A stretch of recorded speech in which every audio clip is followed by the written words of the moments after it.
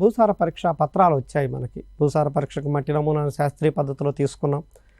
దగ్గరలో ఉన్నటువంటి భూసార పరీక్షా కేంద్రంలో మనం ఎన్ఆర్సీ చేయటం జరిగింది. తదనుగుణంగా మనకి భూసార పరీక్షా పత్రాలు ఇవ్వటం జరిగింది.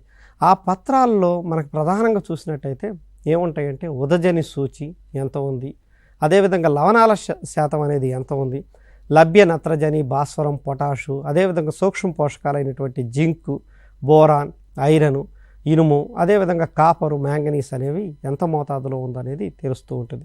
ఇందులో ముఖ్యంగా గుర్తుపెట్టుకోవాల్సింది ఏంటంటే రైతు సోదరులు, ఉదజని సూచి ఎంత ఉంది. ఉదజని సూచి కనుక 6.5 నుంచి 7.5 వరకు ఉంటే అది తటస్థ నేలని అంటారు. అప్పుడు ఆ తటస్థంగా ఉన్నటువంటి పరిస్థితుల్లో, సాధారణమైనటువంటి పరిస్థితుల్లో మొక్క ఎదుగుదల బాగుంటుంది. మిగిలిన అన్ని రకాలైనటువంటి పోషకాలు కూడా మొక్కకు అందుబాటులో ఉంటాయి. మనం వేసినటువంటి ఎరువులు కూడా అందుబాటులో ఉండేందుకు మొక్క తీసుకునే విధంగా ఉండటం అనేది జరుగుతూ ఉందండి. అదేవిధంగా 6.5 కంటే 6.5 కంటే తక్కువగా కనుక ఉదజని సూచి ఉంటే దాన్ని ఆమ్ల నేలని అంటారు.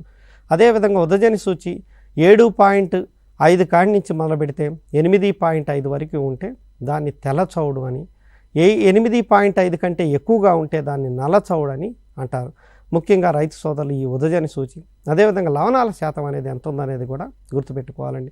ఈ లవణాలు కనుక ఎక్కువగా ఉంటే మనం వేసినటువంటి ఎరువులు కూడా మొక్క తీసుకోలేదు. అదేవిధంగా మొక్క ఎదుగుదల కూడా సరిగా ఉండదు.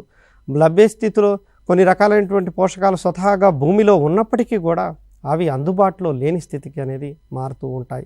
కాబట్టి ఈ లవణాల శాతం కూడా ఎంత ఉందనేది కూడా ప్రత్యేకమైనటువంటి దృష్టి పెట్టాలి. లవణాల శాతం కనుక 2 డెసిసెమైన్స్ పర్ మీటర్ కంటే తక్కువగా ఉన్నట్టయితే అవి సాధారణమైనటువంటి నేలని, చౌడు లేనటువంటి సాధారణమైనటువంటి నేలగా మనం వ్యవహరిస్తామండి. అదే కనుక 2 కంటే ఎక్కువగా ఉంటే సమస్య ఉన్నట్టు గుర్తించి తదనుగుణంగా ఎరువుల యాజమాన్యం కానీ లేదా ఆ నేలలో పునరుద్ధరణ పైన రైతు సోదరులు దృష్టి పెట్టాల్సినటువంటి అవసరం ఉంది. అదేవిధంగా లభ్య నత్రజని కనుక మనం చూసినట్టయితే 1 ఎకరం పొలానికి కనుక చూసినట్టయితే 110 నుంచి 220 మధ్యలో ఉంటే అవి మధ్యస్థంగా ఉన్నట్టు, లభ్య నత్రజని మధ్యస్థంగా ఉన్నట్టు. అదేవిధంగా లభ్య భాస్వరం కనుక చూసినట్టయితే 10 నుంచి 24 కేజీలు 1 ఎకరానికి కనుక ఉన్నట్టయితే దాన్ని మధ్యస్థం అని.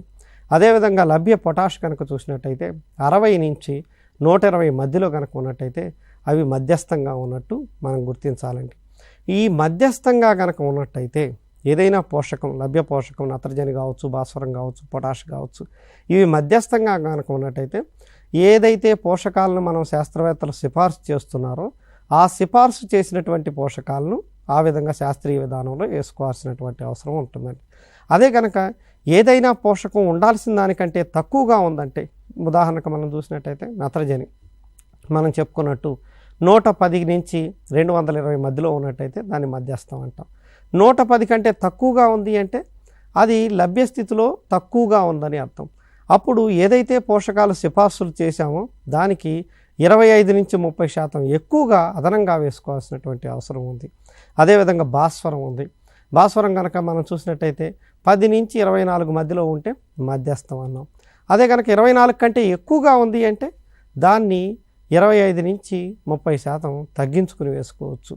అదేవిధంగా ఇంకా ఎక్కువ కొన్నిసార్లు ఉండాల్సిన దానికంటే చాలా ఎక్కువగా ఉందనుకోండి, అప్పుడు దాన్ని ఇంకా కూడా 50% వరకు కూడా తగ్గించుకునేందుకు ఆస్కారం. జనరల్గా ఏంటంటే మనం ఎక్కువగా ఉన్నప్పుడు 25 నుంచి 30% తగ్గించుకుంటాం. అదేవిధంగా తక్కువగా ఉన్నట్టయితే సిఫార్సు చేసినటువంటి మోతాదుని 25 నుంచి 30% పెంచుకుని వేసుకోవచ్చు. మధ్యస్థంగా ఉన్నట్టయితే దాని సిఫార్సులు ఏదైతే సిఫార్సు చేశారో ఆ సిఫార్సుల మేర మనం ఎరువులు అనేది వాడటం అనేది జరుగుతూ ఉంది. అదేవిధంగా మనకు చూసుకున్నట్టయితే ఈ సూక్ష్మ పోషకాల విషయానికి వచ్చినట్టయితే జింక్ ప్రధానంగా మన ఏరియాలో చూసినట్టయితే జింక్ లోపం అనేది కనపడతా ఉంది.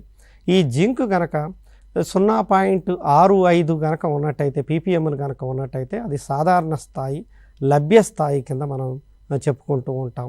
అదేవిధంగా ఈ బోరాన్ కనుక చూసినట్టయితే 0.5 కనుక పీపీఎంలు కనుక ఉన్నట్టయితే అది సాధారణ స్థాయిగా, లభ్యస్థితి, క్రిటికల్ లెవెల్ అని అంటూ ఉంటాం. అనుకూలమైనటువంటి స్థాయి కింద చెబుతూ ఉంటాం.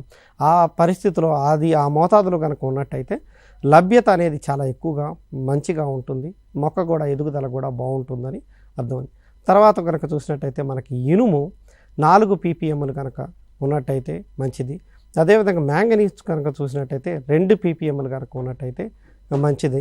అదేవిధంగా కాపర్ కనుక చూసినట్టయితే 0.2 ppmలు కనుక ఉన్నట్టయితే అది లభ్యతకు అనుకూలమైనటువంటి స్థాయిగా మనం చెప్పవచ్చు. ఈ స్థాయికి కొంచెం తక్కువగా ఉన్న లేదా ఎక్కువగా ఉన్న సమస్య ఉన్నట్టు మనం గుర్తించాలి. అదే కనుక తక్కువగా ఉన్నట్లయితే ఆ సూక్ష్మ పోషకాల యాజమాన్యం పైన కూడా రైతు సోదరులు ప్రత్యేకమైనటువంటి దృష్టి పెట్టాల్సినటువంటి అవసరం ఉంది.